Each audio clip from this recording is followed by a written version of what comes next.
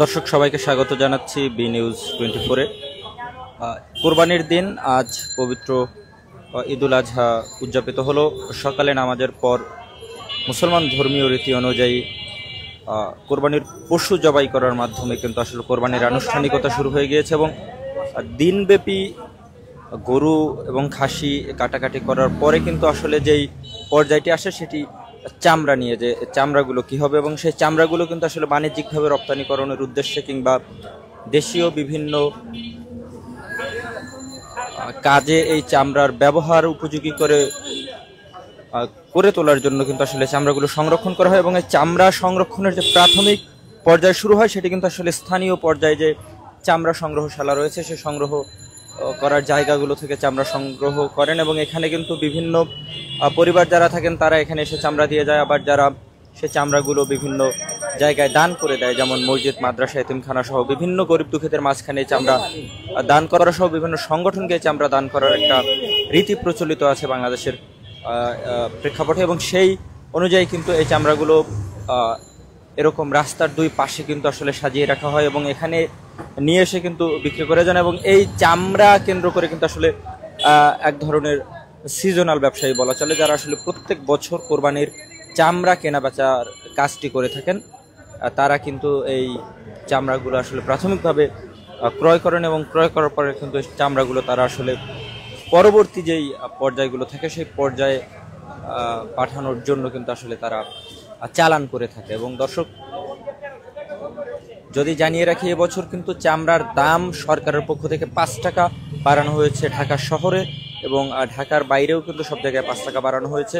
ঢাকা শহরে 60 টাকা থেকে বাড়িয়ে কিন্তু 55 টাকা করা হয়েছে এবং ঢাকার বাইরের এলাকাগুলোতে 55 টাকা পূর্বের দাম ছিল, সেই দাম কিন্তু 60 টাকায় উত্তীর্ণ করা হয়েছে এবং এটা প্রতি বর্গফুট চামড়ার ক্ষেত্রে কিন্তু প্রযোজ্য হবে। এবং খাসির চামড়ার দামও কিন্তু ঠিক একইভাবে 25 টাকা থেকে 27 টাকা এবং বকরির চামড়ার দাম কিন্তু 20 টাকা থেকে 2 টাকা বাড়িয়ে 22 টাকা করা হয়েছে। এবং এছাড়াও দেশের বিভিন্ন এতিমখানা, মাদ্রাসা এবং মসজিদগুলোর প্রাপ্ত চামড়া সংরক্ষণের জন্য সরকারের পক্ষ থেকে মোট 30,000 টন লবণ কিন্তু তারা দেবেন এমন একটি ঘোষণা কিন্তু আমরা গত 25 মে বাণিজ্য মন্ত্রণালয়ের পক্ষ থেকে পেয়েছিলাম। এবং দর্শক জানার চেষ্টা করবো যে এবছর আসলে চামড়ার বাজার কেমন চলছে।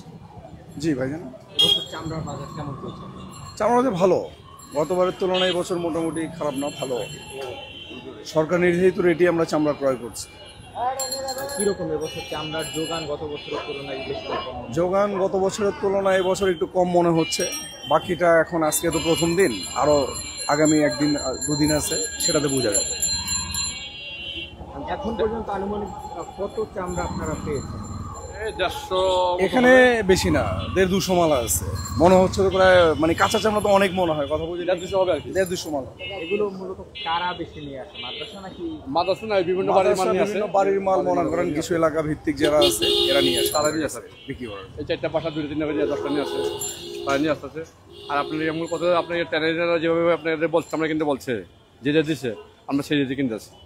1200-1300 টাকা, আমরা 1100 টাকা আমরা বিক্রি করছি।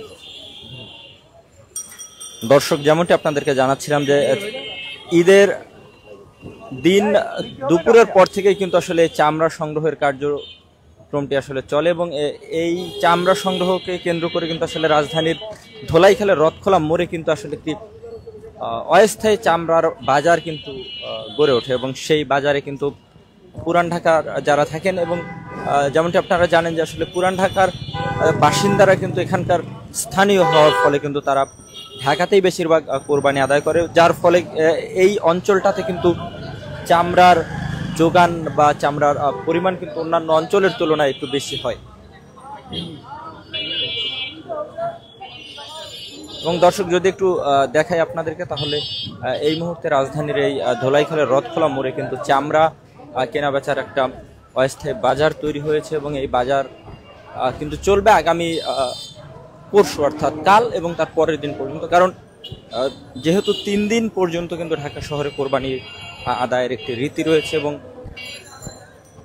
সেই রীতি অনুযায়ী কিন্তু প্রথম দিন যারা কোরবানি দেননি তারা কিন্তু আগামীকাল বা তার পরের দিন কিন্তু কোরবানি আদায় করবে। এবং দর্শক যদি আপনাদেরকে দেখানোর চেষ্টা করি একটু, তাহলে এবছর কিন্তু কোরবানি প্রথম দিন অনুযায়ী যে কোরবানি সেটি কিন্তু মোটামুটি বলা চলে যে হ্যাঁ গতবারের মতো না হলেও কিন্তু তার কাছাকাছি। কারণ এখনো পর্যন্ত কিন্তু আমরা বিভিন্ন বাড়ির সামনে দেখি যে গরু দাঁড়িয়ে আছে, খাসি দাঁড়িয়ে আছে, অর্থাৎ এখনো পর্যন্ত কিন্তু অনেকে কোরবানি আদায় করেনি, অর্থাৎ তারা আগামীকাল এবং আগামী পরশু যে কোরবানির সময়সীমা রয়েছে সেই 2 দিন হয়তো তার কোরবানি আদায় করবেন। দর্শক, রাজধানীর ঢাকা থেকে বি নিউজ 24-এর ক্যামেরায় আপনাদের সাথে আমি জহিরুল ইসলাম, এবং আপনারা দেখছেন এবছরের ঈদুল আজহার কোরবানির চামড়া আসলে ঠিক কীরকম বাজার চলছে।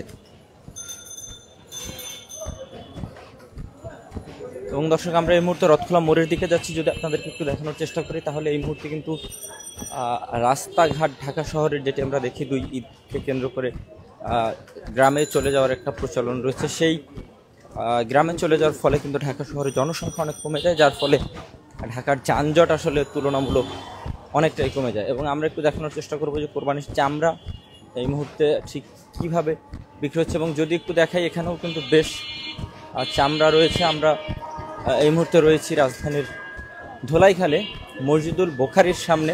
আমরা একটু দেখানোর চেষ্টা করব যে মসজিদুল বোখারির সামনে যে চামড়াগুলো রয়েছে, এবছরের চামড়া কেমন চলছে চামড়ার বাজার, এবং তারা ঠিক কতগুলো চামড়া পেয়েছেন, বা এই চামড়ার বাজার সংক্রান্ত অন্যান্য আমরা একটু কথা বলার চেষ্টা করব।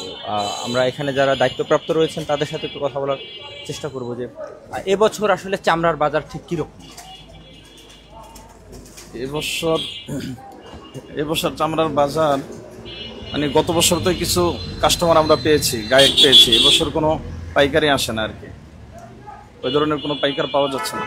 দাম কেমন মনে হচ্ছে? বছর 5 টাকা বাড়িয়েছে দাম, ওই বড় চামড়ার দাম আছে কিন্তু ছোট চামড়ার কোনো দাম নাই। এবছর সরকার পক্ষ থেকে বলা হয়েছে বিভিন্ন মসজিদ মাদ্রাসাগুলোতে 30,000 টন লবণ তারা বিনামূল্যে দিয়েছে। এর আগে আসলে আপনারা করেছেন না না, আমরা করি নাই। তারা সেই অনেক জায়গায় এগুলো পাই নাই, অনেক জায়গায় পাই নাই। এই চামড়াগুলোর আসলে পরবর্তী পর্যায়ে আপনাদের কী হবে? এখন আমরা তো চাচ্ছি ছেড়ে দিতে, আমাদের কাছে তো কোনো লবণ নাই, কোনো কিছু না। আর এগুলো আমরা লবণ দেওয়ার ছোট মাদ্রাসা, তো এগুলা কিছু করাও যাবে না। এবছর কোনো সিন্ডিকেটের কবলে চামড়ার বাজার পড়েছে বলে আমার তো মনে হচ্ছে এটাই, এবছর কোনো সিন্ডিকেটের কবলে পড়েছে। যেমন এই যে লবণ টবণ দিয়া চামড়াগুলোকে আটকে রাখা, হ্যাঁ, এবং বাহিরের চামড়াগুলা শহরের ভিতরে না ঢুকা, এগুলোর কারণে চামড়ার একটা সিন্ডিকেট হয়ে গেছে, মনে হয় ভিতরে ভিতরে একটা সিন্ডিকেট হয়ে গেছে, যে চামড়ার বাজার আরও নষ্ট হয়ে গেছে। দর্শক, যেমনটি জানাচ্ছিলাম যে রাজধানীর বিভিন্ন মসজিদগুলোতে যেই চামড়া দেয়া হয়েছে, সেই চামড়াগুলো নিয়ে কিন্তু আসলে এক ধরনের বিপাকে পড়েছেন মাদ্রাসা কর্তৃপক্ষরা। কারণ এবছর চামড়ার যে বাজার দর, সে বাজার দর অনুযায়ী কিন্তু অনেক জায়গায় দাম হাঁকানো হচ্ছে না, ফলে যারা অস্থায়ীভাবে চামড়া সংরক্ষণ করছেন সেই চামড়াগুলো নিয়ে কিন্তু তারা এক ধরনের বিপাকে পড়ছেন বলেই কিন্তু তারা অভিযোগ করছেন। দর্শক, আপনাদেরকে দেখাচ্ছিলাম রাজধানীর ধোলাইখাল এলাকা থেকে এই মুহূর্তে যারা চামড়ার একটি বাজার, অস্থায়ী বাজার গড়ে উঠেছে সে বাজার থেকে। এবং আমরা যদি আরেকটু সামনে যাই তাহলে রথখোলা মোড়ের দিকে গেলে আপনাদেরকে দেখাতে পারবো যে ঠিক এই জায়গাটাতে কি পরিমাণ চামড়ার কেনা বেচা হয়, এবং এবছরের সরকারের দাম যেই নির্ধারণ করে দেওয়া হয়েছে সেই দাম অনুযায়ী আসলে চামড়ার বেচা কেনা হচ্ছে কিনা।